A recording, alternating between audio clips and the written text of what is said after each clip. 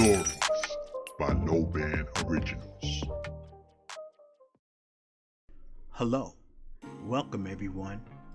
Today I'm going to tell a story about a legendary penal institution that was once a temporary home to some of y'all's favorite New York City rappers and street figures of the 80s, 90s, and early 2000s. I'm talking about the legendary Brooklyn House of Detention, not to be confused with MDC Brooklyn that's over on 29th Street in Sunset Park, where this guy, and this guy is currently being held during the making of this video. I'm talking about the House of D, located on the corner of Atlantic Avenue and Boroughs Place in Boroughs Hill, Brooklyn. At full capacity, this jail was able to house 815 male prisoners in its single-cell units. Most of the population was made up of detainees undergoing the intake process or awaiting trial in Kings County or Richmond County, aka Staten Island, courts. Built in the 1950s, the jail temporarily closed in 2003 due to a declining inmate population, but it reopened in 2012 after some much-needed renovations were done, and it was equipped with a staff of 544 employees. In 2017, New York City made a commitment to close the jails on the world-famous, or rather infamous, Rikers Island and decided to create a network of modern borough-based jails instead. Brooklyn House was designated as one of the jails that would be used to replace Rikers, so in 2020, it was closed down again. They finished tearing down the 162,000 square foot old building around February of 2024, and construction of the new 712,000 square foot, 339 foot tall building began shortly after.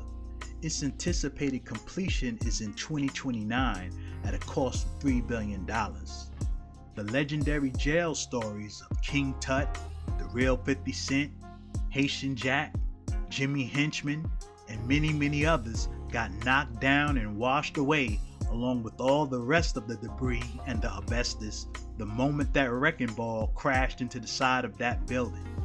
But don't worry, soon enough there'll be more over-embellished stories circulating about the next group of chain snatchers, unalivers, and dope dealers once this new structure is completed.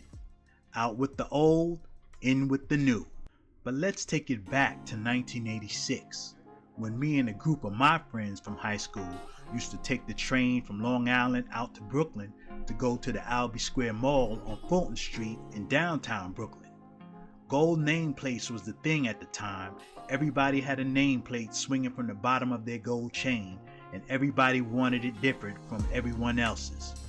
So instead of going to Jamaica Avenue or the Coliseum in Queens like every kid from Long Island did, my friends and I decided to go to Albee Square Mall and get ours made from one of the jewelers out there, thinking it would be different.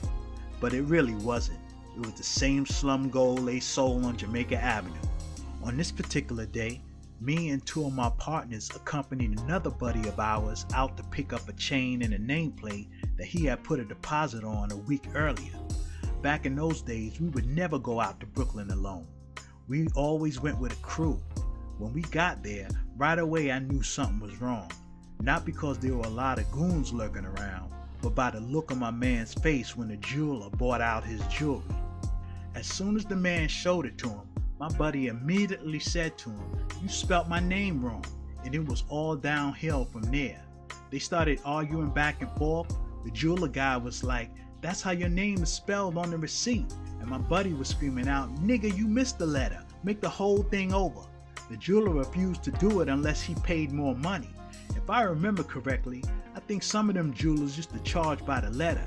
If you had a long ass name like he had, you was gonna pay more than someone like me who only has 4 letters in my first name. Next thing I knew, my friend had threw a punch at the guy, smashed one of the glass displays with the jewelry in it, and we were hauling ass down Flatbush Avenue heading toward the Long Island Railroad. Man, we got away and made it back to our hometown of Hempstead. My friend had his chain with his nameplate spelt wrong. along with a handful of other chains that he had took when he had smashed the display case. I didn't think nothing of it. We had made it back and we were miles away from Brooklyn.